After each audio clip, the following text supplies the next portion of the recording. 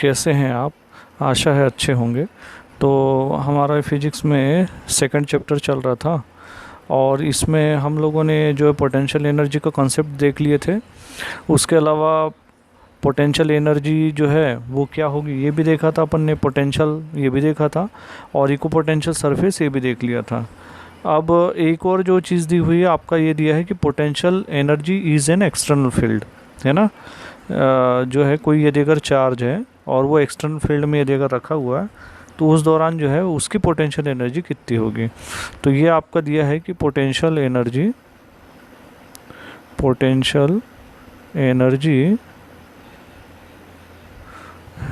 In an external field. ठीक है भाई, एक एक्सटर्नल फील्ड है और उसमें जो है पोटेंशियल एनर्जी कितनी होगी ये हमको निकालना है। तो जो है चार्ज रखा हुआ है और उसकी हमको जो है एक्सटर्नल एनर्जी निकालनी है। ठीक है भाई, तो ये किस तरीके से निकालेंगे ये अपन देखते हैं। तो पोटेंशियल एनर्जी एक्सटर्नल फील्ड के लिए पहले हम एक सिंगल चार्ज के लिए ले लेते हैं कि भाई पहले कोई एक चार्ज रखा हुआ है और उसके बाद में फिर और, है ना, दूसरा चार्ज के लिए, है ना, यानी हम पहले एक चार्ज के लिए निकाल लेंगे फिर ये दो चार्ज के लिए ले लेंगे। अब इसमें एक चीज़ आप देख रहे हैं भाई, इसमें एक चीज़ जोड़ दिया गया एक्सटर्नल फील्ड। इसके पहले जब अपन ने फार्मूला निकाला था पोटेंशियल एनर्जी के लिए, पोटेंशियल तो आपको मालूम है ना। पोटेंशियल का एक फार्मूला था V इक्वल देन आपने W/Q दिया हुआ है। और यदि अगर कोई एक पॉइंट चार्ज या चार्ज यदि अगर लेते हैं, मान लीजिए एक चार्ज ले लिया अपन ने, या पॉइंट चार्ज या एक चार्ज ले लिया, तो उसका पोटेंशियल आपने कितना देखा था, V इक्वल देन 1/4πε0। और मान लीजिए चार्ज Q लिया और बाय R, इस तरीके से आपने लिया हुआ था। ठीक है, अब यदि अगर मान लीजिए एक चीज़ और भी देखी थी आपने, है ना, वो देखा था डाइपोल की वजह से। तो डाइपोल की वजह से पोटेंशियल आपने देखा था 1/4πε0 और ये क्या हुआ था, P, है ना, cos थीटा, और बाय आपने R² निकाला था। ठीक है भाई, ये थोड़ा सा अलग मिला था। अब आपने यदि अगर पोटेंशियल एनर्जी, है ना, पोटेंशियल ये तो था पोटेंशियल एनर्जी की यदि अगर बात करें तो V इक्वल देन आपने बेसिक फार्मूला देखा W/Q, और अगर अपन W का वो निकाल लेते तो V इंटू Q, तो यही चीज़ जो क्या हो जाएगी, एनर्जी के फॉर्म में हो जाएगी।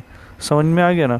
तो इस तरीके से होगा। तो इस केस में क्या हो रहा है कि जो चार्ज है, जैसे +Q चार्ज हम ले रहे हैं, इसके द्वारा खुद ही इस तरीके से जो है एक फील्ड हो रहा है ना। ठीक है, और दूसरा यदि अगर चार्ज ला रहे हैं तो उसमें फिर उसके हिसाब से उनकी एनर्जी हो रही। लेकिन पोटेंशियल एनर्जी इन्हें एक्सटर्नल फील्ड, यानी कि अब क्या हो रहा है कि एक्सटर्नल फील्ड पहले से लगाया गया, ये फ़र्क है ना, उस वाले से और उस वाले से ये फ़र्क है। ठीक है भाई, तो पहले हम निकाल दे potential energy due to a single charge. यदि अगर मान लीजिए सिंगल चार्ज है लेकिन है क्या, पहले से जो है फील्ड अवेलेबल है। अब ये फ़र्क आ जाएगा। मान लीजिए हम एक यूनिफॉर्म इलेक्ट्रिक फील्ड ले लेते हैं या कोई एक इलेक्ट्रिक फील्ड लेते हैं, और इस जो फील्ड में किसी चार्ज को, मान लीजिए एक चार्ज Q है या Q1 चार्ज को लाया जाता है। ठीक है भाई, है ना। तो यदि अगर मान लीजिए ये एक्सटर्नल फील्ड पहले से अवेलेबल है और यहाँ एक चार्ज Q लेके आ रहे हैं, तो अब आप बताइए कि भाई पोटेंशियल जो है एनर्जी इसमें क्या हो जाएगी। तो पोटेंशियल एनर्जी यदि अगर हम लेते हैं, है ना, चार्ज की वजह से, तो क्या हो जाएगा, पोटेंशियल एनर्जी अगर हम इसकी लेते हैं तो पोटेंशियल एनर्जी तो आपको मालूम है V इक्वल देन W/Q होता है, तो इसमें भी यही होगा। लेकिन ये क्या होगा, पहले से जो फील्ड अवेलेबल है उसकी वजह से, तो ये हो जाएगा यहाँ पे। अब ये तो पहले से जो फील्ड है ना, तो यहाँ पे जो पोटेंशियल एनर्जी लेंगे, है ना, चाहो तो हम EP बोल दे, तो यहाँ पे क्या हो जाएगी, यहाँ पे जो ये चार्ज हो जाएगा और जो पोटेंशियल होगा, मान लीजिए, है ना, कोई डिस्टेंस मान लिया R, या पोटेंशियल जो है ये फंक्शन के फॉर्म में है ना, किसी पाई मान लीजिए कोई एक लोकेशन ले लिया, वो से इसकी पोजीशन वेक्टर मान लीजिए यदि अगर R हो रही है ना, तो इस केस में क्या हो जाएगा, ये पोटेंशियल इस तरीके से मिल जाएगा, पोटेंशियल एनर्जी। तो ये तो हो गया ये सिंगल चार्ज की वजह से। लेकिन यदि अगर मान लीजिए हमें दो चार्ज है उसके वजह से यदि अगर लेना है तो फिर कैसा होगा, है ना, तो थोड़ा सा फ़र्क मिलेगा। तो potential energy due to two charges की वजह से ले रहे हैं। तो दो चार्जेस की वजह से यदि अगर हम लेते हैं, तो मान लो कि यदि अगर एक चार्ज हमने लिया हुआ है ना, चार्ज लिया है Q1 चार्ज, है ना। तो Q1 चार्ज यदि अगर हम लेते हैं तो क्या होगा, मान लो किसी जो एक फील्ड है ना, एक फील्ड हमने ले लिया, मान लीजिए एक फील्ड ले लिया, है ना, एक फील्ड ले लिया। तो इस फील्ड में Q1 चार्ज को यदि अगर हम लाते हैं, जैसे सिंगल चार्ज को पिछले बार लाए थे, है ना, तो यहाँ से जो है इसकी कोई मान लीजिए O एक पोजीशन ले लिया, तो इसकी जो पोजीशन है ना, यूनिट वेक्टर या R अपन ने ले लिए, तो क्या हो जाएगा, ये पॉइंट P मान लियो। तो यदि अगर किसी पर्टिकुलर पॉइंट पे यदि अगर लाते हैं, है ना, इन्फिनिटी पे तो पोटेंशियल अपन 0 लेते हैं, तो अगर किसी पॉइंट पे लाते हैं तो इसका पोटेंशियल कितना होगा, है ना। तो ये वही जो सिंगल चार्ज की वजह से निकाले थे वो हो जाएगा। तो यहाँ पे हमें मिलेगा, है ना, तो यहाँ पे पोटेंशियल एनर्जी, है ना, पोटेंशियल एनर्जी ऑफ, है ना, जो है Q1 चार्ज ले लेते हैं, है ना, टू ब्रिंग इलेक्ट्रिक फील्ड। तो यहाँ पे कितना हो जाएगा, जो हमने पिछले बार निकाला था। तो मान लीजिए हमने इसको पोटेंशियल एनर्जी P1 ले लेते हैं या वर्क डन W1 मान लेते हैं।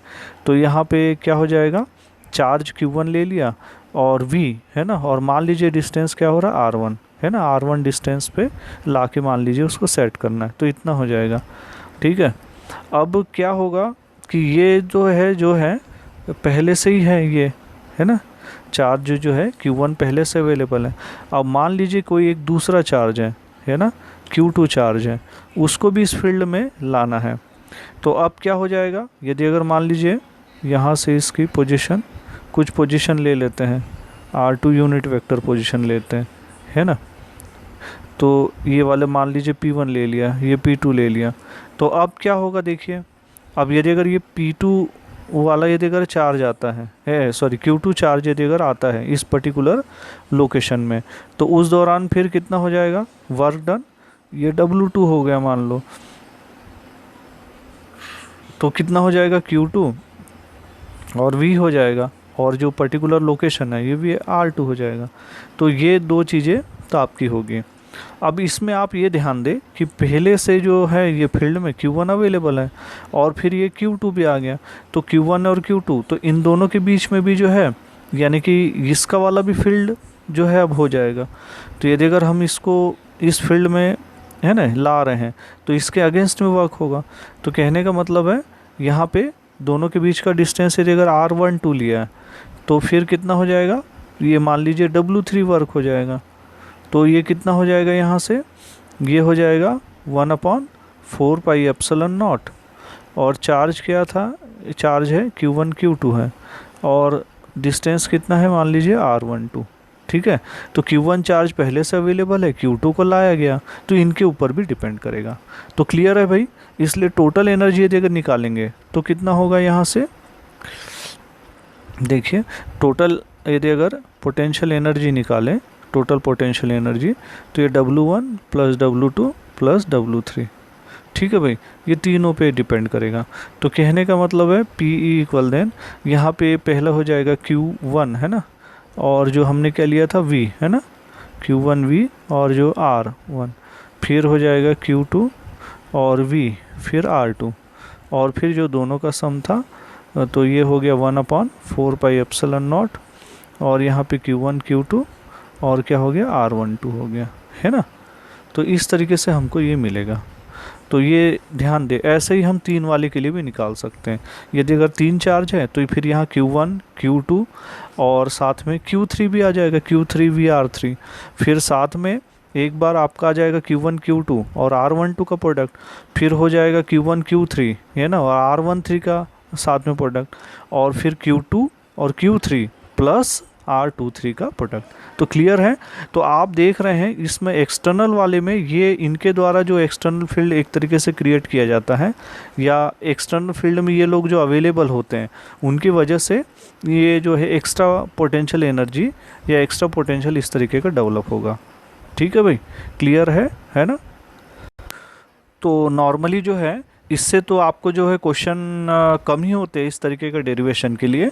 आपको नॉर्मली वही जो मैंने आपको बताया था कि किस पर्टिकुलर पॉइंट पे जो इलेक्ट्रिक फील्ड आपस में इक्वल है, या potential V1 equal then V2 आपस में बराबर है, या एक पॉइंट से दूसरे पॉइंट तक के ले जाने के लिए पोटेंशियल एनर्जी की कैलकुलेट करके बताइए कि पोटेंशियल एनर्जी कितनी होगी। इस तरीके के न्यूमेरिकल्स क्वेश्चन इसके बारे में पूछते हैं, इको पोटेंशियल सरफेस पर भी पूछते हैं। तो आप इस तरीके के 2-4 क्वेश्चनों को ज़रूर करके देखें। ठीक है भाई।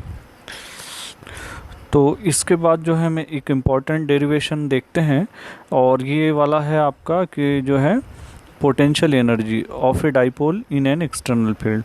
ठीक है भाई, potential energy of a dipole in external field. ठीक है भाई। तो एक्सटर्नल फील्ड में जो डाइपोल है, डाइपोल आपको मालूम है इक्वल और जो अपोजिट चार्जेस होते हैं ना, ये जैसे प्लस क्यू वाला और माइनस क्यू वाला, और इनके बीच का जो डिस्टेंस है आप ये डिस्टेंस कितना 2a लेते हैं। तो यदि अगर कोई भी डाइपोल है, मान लीजिए इस तरीके से ये जो इलेक्ट्रिक फील्ड दिया हुआ है इसमें कोई डाइपोल यदि अगर रखा हुआ है मान लीजिए, तो हमें ये निकालना है कि जो है डाइपोल यदि अगर रखा हुआ तो उसकी पोटेंशियल एनर्जी क्या होगी, है ना। तो ये फार्मूला अपन ये देखते हैं। तो ये हमने जो है ये एक इलेक्ट्रिक फील्ड बनाया हुआ है इस तरीके से, है ना। ये इलेक्ट्रिक फील्ड आप इसमें देख रहे हैं, ये एक एक्सिस ले लिया मान लो। अब यदि अगर इलेक्ट्रिक फील्ड यहाँ से जो है ये डाइपोल ऐसा रखा हुआ है, और ये कितना एंगल यहाँ पे थीटा एंगल फॉर्म कर रहा है मान लीजिए। ठीक है। तो यदि अगर मान लीजिए यहाँ पे हमने डाइपोल को यहाँ से A और यहाँ पे B ले लिया, दोनों के बीच का डिस्टेंस कितना है 2a है, और यहाँ से यदि अगर मान लीजिए, है ना, मैं इसको ज्वाइन कर देता हूँ, है ना, तो ये कितना हो जाएगा यहाँ पे ये भी थीटा ले सकते हैं। तो यहाँ पे ये C मान लीजिए, तो ये परपेंडिकुलर डिस्टेंस कितना हो जाएगा BC होगा। ठीक है। तो हम ईज़िली जो है यहाँ से ये फार्मूला निकाल सकते हैं। तो पोटेंशियल एनर्जी डाइपोल इन एक्सटर्नल फील्ड, जो एक्सटर्नल फील्ड आपने देखा हुआ था, है ना, उसमें यदि अगर कोई डाइपोल है तो आपने देखा कि भाई इस तरीके से कोई एक्सटर्नल फील्ड अपन ने ले लिया था और इसमें एक डाइपोल हमने लिया हुआ था। तो वो जो है ये परपेंडिकुलर डिस्टेंस ले लेते हैं, मान लो A और B और C हमने लिया था, तो ये प्लस Q मान लीजिए और ये माइनस Q लिया। ठीक है भाई। तो आपको पिछले बार जैसे मालूम है इस पर प्लस QE फोर्स लगेगा, इस माइनस QE फोर्स लगेगा, है ना, और मान लो एंगल ये थीटा फॉर्म कर रहा है। तो यदि अगर मान लीजिए हमें ये निकालना है कि इसकी पोटेंशियल एनर्जी क्या होगी, है ना, तो पोटेंशियल एनर्जी जो हमको निकालना है तो वो हम कैसे निकालेंगे। पोटेंशियल एनर्जी निकालने के लिए तो पोटेंशियल एनर्जी यानी कि वर्क डन जो हम निकालेंगे, है ना, तो वर्क डन में हम ले लेंगे कि यदि अगर कोई भी इस तरीके का डाइपोल, है ना, अपन ने डाइपोल लिया हुआ है और वो कोई, है ना, एंगल लिए हुए है, चल रहा है ना, कोई एंगल लिया हुआ। तो आपको पिछले बार मालूम था उस पे जो है जब भी कोई डाइपोल यदि अगर एक्सटर्नल फील्ड में रखा हुआ है तो उस पर टॉर्क एक करता है। तो टॉर्क इक्वल देन आपने क्या लिया था यहाँ से, हाँ, P क्रॉस, है ना, E लिया था, या PE साइन थीटा आपने निकाला हुआ था, है ना। टॉर्क इक्वल देन PE और ये साइन थीटा आपने लिया था। ठीक है भाई। तो ये यहाँ पे हमको मिलता है। अब यदि अगर वर्क डन हमें निकालना है तो वर्क डन जो है यदि अगर निकालना है तो वर्क डन आपको मालूम है कि फोर्स इनटू डिस्प्लेसमेंट होता है। तो यहाँ पे जो है फोर्स की जगह क्या आ जाएगा, टॉर्क आएगा, क्योंकि बॉडी इसमें जो क्या हो जाता है प्लस QE और माइनस QE, है ना। तो वो तो किस में, ट्रांसलेटरी इक्विलिब्रियम में होती है, क्योंकि जो टोटल जो फोर्स है रिजल्टेंट फोर्स वो तो जीरो होता है। तो टॉर्क एक्ट करता है, टॉर्क एक्ट करने की वजह से घूमता है ना भाई, है ना, एंगल थीटा लिए होता है। तो वर्क डन इक्वल देन यहाँ पे कितना हो गया, जो फोर्स है फोर्स की जगह टॉर्क आ जाएगा, और इनटू जो एंगल फॉर्म हो रहा है ना वो कितना हो रहा है, मान लो ये डी थीटा अपन ने ले लिया, तो इस तरीके से फॉर्म हो जाएगा। तो पहले हम क्या करेंगे भाई, स्मॉल वर्क डन कैलकुलेट कर ले, है ना। तो स्मॉल वर्क डन कैलकुलेट कर ले, उसके बाद टोटल वर्क कर ले। तो वर्क डन यदि अगर निकालते हैं या स्मॉल वर्क डन निकालते हैं, है ना, तो स्मॉल वर्क डन ले लेते हैं, मान लो DW ले लेते हैं। तो हम कहाँ से इसको घुमा के ला रहे हैं, मान लीजिए θ1 पोजीशन से, है ना। तो यहाँ पे ये ध्यान दे कि जो θ1 पोजीशन है उसको हम ध्यान दे कि π/2 मानते हैं, है ना। π/2 पोजीशन से लेकर मान लीजिए θ1 पोजीशन तक के लाने के लिए जो काम करना पड़ता है, ठीक है भाई। तो यहाँ से ले लेंगे और टॉर्क इनटू कितना हो गया यहाँ पे d θ हो गया, ठीक है। तो अपन इसको और देख ले आगे में यहाँ पे, ठीक है भाई। तो अपन इसमें क्या देखते थे, वर्क डन जो है पोटेंशियल एनर्जी के फॉर्म में क्या हो रहा है, स्टोर हो रहा है। तो टोटल वर्क डन यदि अगर 0 से लेकर W तक ले रहे हैं, है ना, और यहाँ पे उसकी जो पोजीशन है ना π/2 से लेकर θ, है ना, तक लाने के लिए कितना वर्क हम जो है ये जो है वो करना पड़ेगा। तो यहाँ पे अपन क्या ले लेते हैं, यहाँ से DW ये टोटल वर्क है, तो ये मान लो W हो गया, और यहाँ से π/2 से यहाँ पे θ पोजीशन ले रहे हैं। और टॉर्क की वैल्यू है ना, अभी आपने देखा था, तो ये कितनी थी PE और कितनी थी sin θ, है ना, और साथ में पहले से एंगल है dθ। अब इसको थोड़ा हमें W बराबर इंटीग्रेशन करना पड़ेगा। तो यहाँ से क्या कर दे, PE sin θ, PE तो कांस्टेंट है, तो यहाँ से π/2 एंगल और ये θ हो जाएगा, और यहाँ पे क्या होगा sin θ, है ना, और यहाँ पे dθ।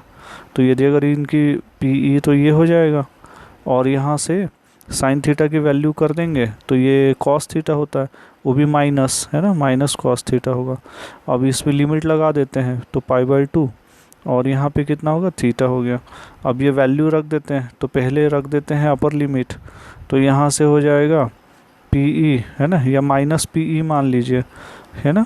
तो ये माइनस cos θ, है ना, पहले रख दीजिए, फिर माइनस बीच में आता और फिर माइनस माइनस माइनस प्लस हो जाएगा, और कितना हो गया cos π/2।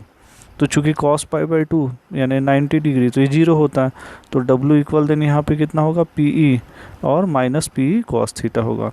तो ये अब ये क्लियर हो गया कि ये π/2 एंगल क्यों लिया गया है, क्योंकि cos π/2 की वैल्यू उस केस में 0 हो रही है, यानी 0 डिग्री से, है ना, 0 पोजीशन से उसको घुमा के यदि अगर θ तक के लाया जाता है तो वर्क डन कितना हो रहा है, पोटेंशियल एनर्जी के फॉर्म में P माइनस PE cos θ होता है। तो ये एक छोटा सा फार्मूला है, बट ये इम्पॉर्टेंट फार्मूला है ना।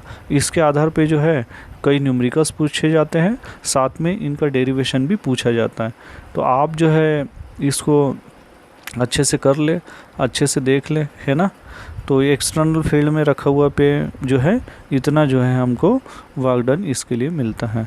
तो ठीक है भाई, तो ये आप इस तरीके से है ना इसकी प्रैक्टिस कर ले और देख ले, और यदि अगर आपको कोई इसमें प्रॉब्लम आती है तो ज़रूर से जो मेरे व्हाट्सएप नंबर है 9424 और 3968 और 77 पे, है ना, ये कमेंट्स और शेयर कर दे कि भाई आपको कहाँ दिक्कत हो रही है ना, और कुछ न्यूमेरिकल्स क्वेश्चन ज़रूर बना के देखें, ठीक है ना।